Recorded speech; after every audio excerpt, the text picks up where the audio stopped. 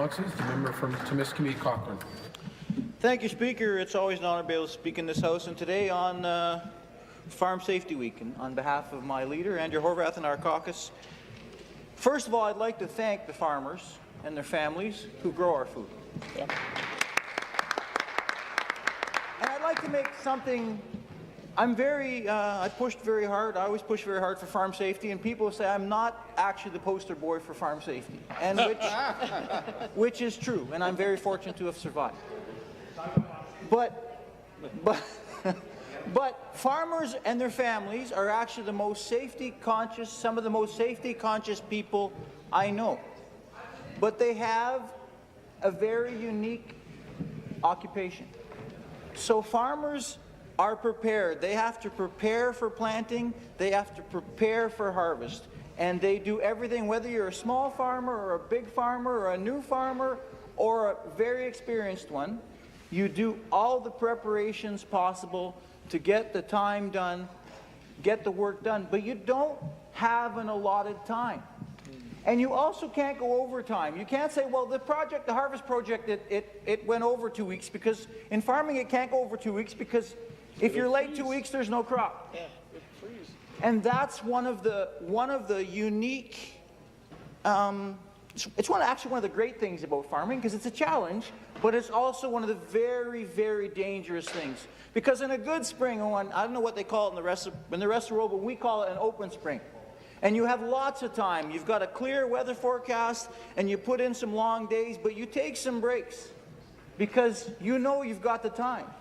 But you get a bad spring, or even worse, a bad fall, and your equipment is sitting there for a week, 2 weeks, not moving, and then you've got 4 days. And you know what? You're going to go those 4 days, maybe 20 hours a day, maybe day and night if there's no dew, if you're combining what we combine.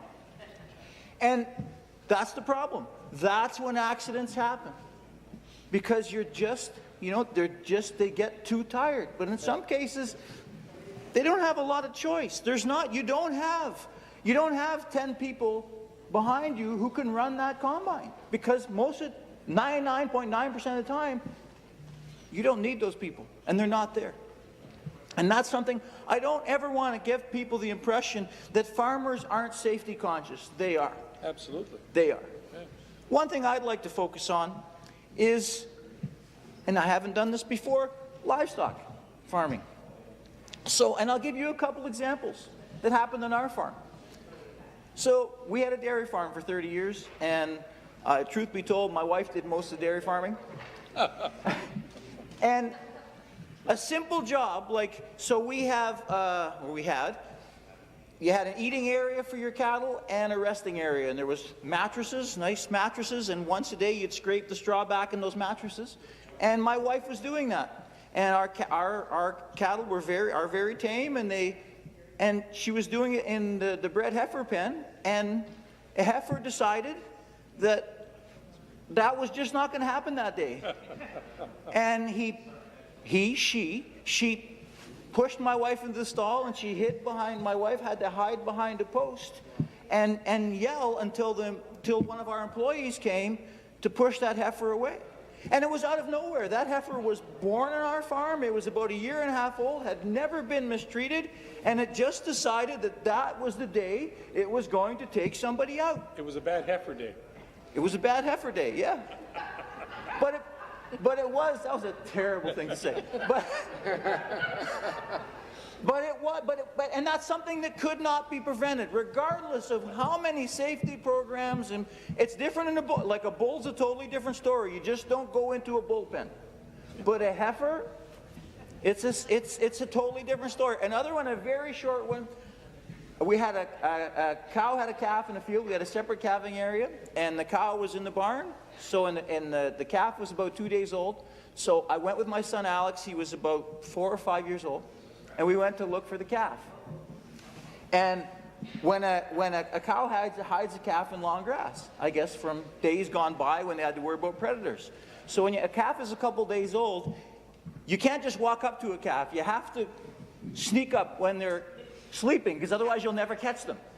So my son was beside me, and I snuck up. We found the calf. I sat in the calf quick, put the halter on, and all of a sudden the calf woke up. And it was like an explosion. It was bleh! And he wasn't going to run away. The first thing that calf saw was 2 days old. It saw my son Alex. And if I didn't have the rope on that calf's head, he would have taken him out. Oh, wow. It was just, and to get that calf to the barn, I just told Alex to walk towards the barn, and all I could do was hold that calf. And the whole time the calf was scraping his feet and making bull noises. He thought Alex was a predator, and he was going to take out Alex. Wow. And so those are the things you can never predict on a farm. And those are the things the farmers have to live with every day, and that's why I thank them for what they do. And thank you for your time.